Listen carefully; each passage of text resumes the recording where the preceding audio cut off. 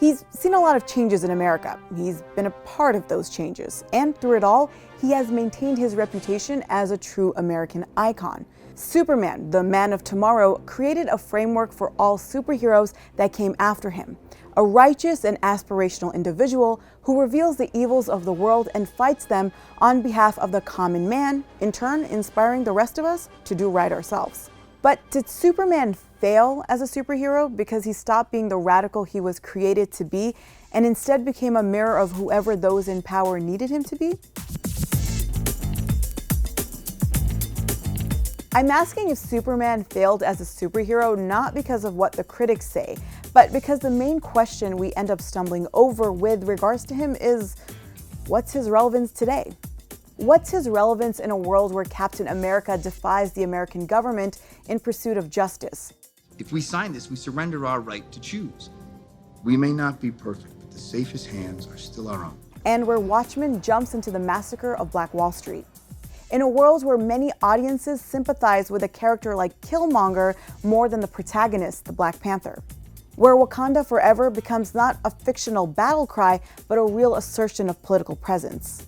Because here's the thing, and I know this will be controversial to some of you, but I think Superman stopped having any palpable purpose in the way he's written a long time ago. In 1938, Action Comics #1 introduced the world to Superman and helped create the comic book industry as we know it today. But the Man of Steel, the man who was faster than a speeding bullet, more powerful than a locomotive, able to leap tall buildings at a single bound, wasn't fighting monsters like Doomsday. He was fighting corrupt senators, lobbyists, weapons manufacturers, and wrongful convictions. Superman was an advocate for the common working class American. In that very first comic, he stops a man from abusing his wife and goes after a corrupt lobbyist looking to embroil the US in foreign conflicts. Superman even raised the slum so the government would create better public housing.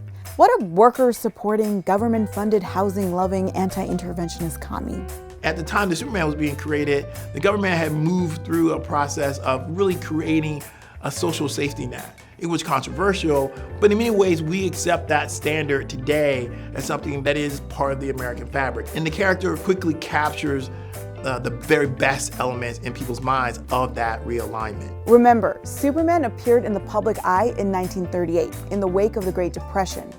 Many Americans were still living in Hoovervilles, still sending their kids to work, and many were also still standing in bread lines. Superman couldn't pull them out of poverty, but he could advocate on their behalf with a righteous fist and a mission for truth and justice. But through the following decades, that radicalism that made Superman the man of the people dissipated, as he became more detached from reality and more aligned with the government's own changing narratives. The question, I think, for a lot of people who think about comic book stories today is, what are the wrongs that really matter in the contemporary landscape, right? And so when we think about Superman as a character today, is he battling those same kinds of social wrongs that he did in his origin point? And often the answer to that is no, not exactly. That transformation from a radical purveyor of justice to a piece of malleable kryptonite is rooted in how this country went to war. In the late 30s, he's this socialist, anarchist, New Deal Democrat kind of figure. In the 1940s, he becomes much more associated with more mainstream American values in the face of the Nazi threat. In the 1950s, in the Cold War, the way that Superman's publishers seem to have responded to that sort of cultural context was in some ways to try and remove the character from the political sphere. When the US joined World War II in 1941, it was total war, meaning every aspect of American society was involved in the war effort, and comics were not excluded. In fact, they were seen as the perfect place for publishing propaganda. And so the US government began either partnering with or urging comic book publishers to help in the war effort.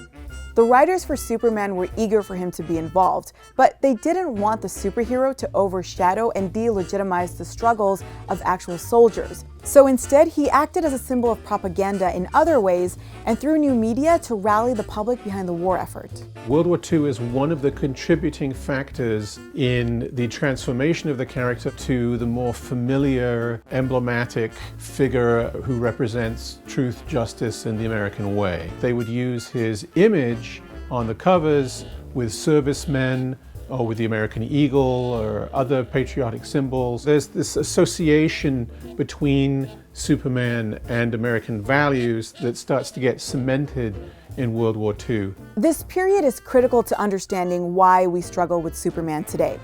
Him being the propaganda poster boy, quite literally, was the role he played throughout the Cold War. He became synonymous not with fighting social injustices for everyday Americans, but with nationalism and spreading American values abroad, or in outer space. And with the Cold War, a depoliticized but propagandistic Superman only became more detached from reality, like his own reality. He wasn't just outrunning speeding bullets, he was straight up moving whole planets. And the McCarthy era, with its paranoia about subversives, communists, and a general unhinged moral panic, didn't help. This comic book describes a sexual aberration so shocking that I couldn't mention even the scientific term on television. I think there ought to be a law against them. Comics had been, for a long time, a safe haven for alternative culture. Because of that, they came under heavy scrutiny and were accused of inciting delinquency. The almost universal addiction of American youngsters to the comics is a cause of serious alarm to some parents. In October 1954, public outcry and government considerations of censorship led major comic book publishers to band together and create the Comics Code. And so any lingering concern for social justice from Superman's early days was replaced by an almost zealous veneration of the law and authority. Now, the code would lose its teeth eventually, but Superman especially emerged from it as an icon who was malleable, shaped by the whims of public fear and government opinion. By 1985, even DC Comics recognized that Superman had become too safe, something which was compounded by the fact that sales had dropped to under 100,000 an issue versus 1 million back in the 40s and 50s.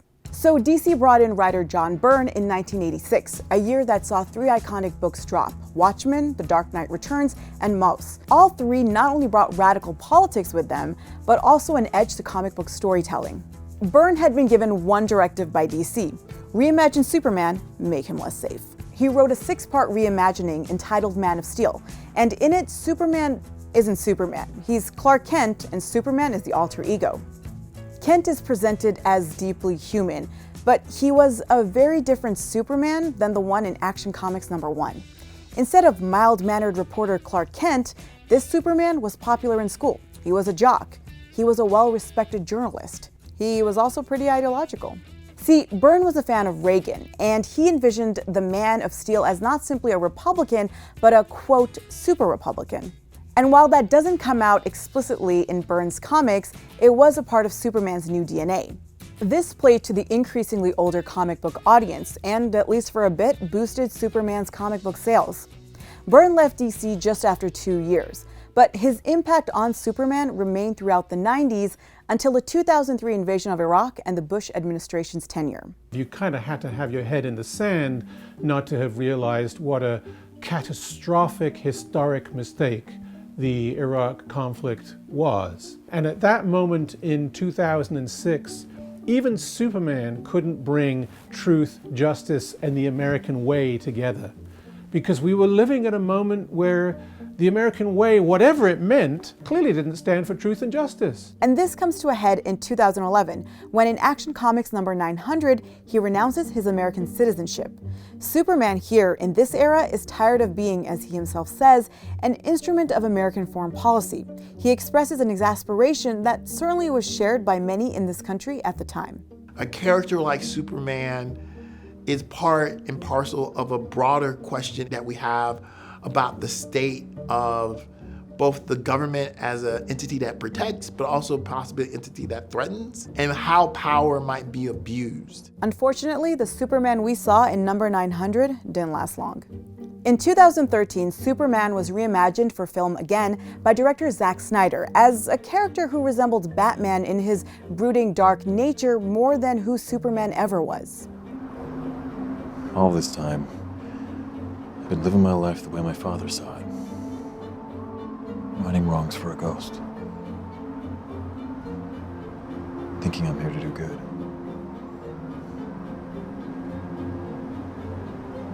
Superman was never real. Just the dream of a farmer from Kansas. And that in its own way for many of us felt not only like the death of Superman reimagined, but also who we are in his world reimagined. And so I want to go back to that question I asked earlier. What is Superman's relevance today?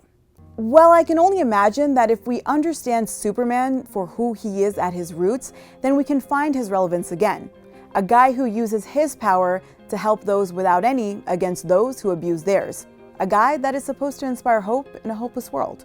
And that is the Superman who then fits in a universe comprised of superheroes who, mortals or gods, have taken on near mythical positions in our world, who dominate our collective imaginations. There's a notion of virtue there. What Superman has to try to be at any given historical moment is a good person. Superman is the character that you're supposed to feel safe next to. You want to sit next to him on the bus. If Superman is in the room with you, you don't feel scared. I think it's always important to recognize that these characters are so strong that they can be reinterpreted multiple kinds of ways, but the appeal of the original interpretation remains very strong because it is, at some level, pro-social. It's community-centric, helping your neighbor. These are not foreign concepts to people anywhere in the world, and nor are they concepts that people dismiss. It's an emphasis on right over wrong.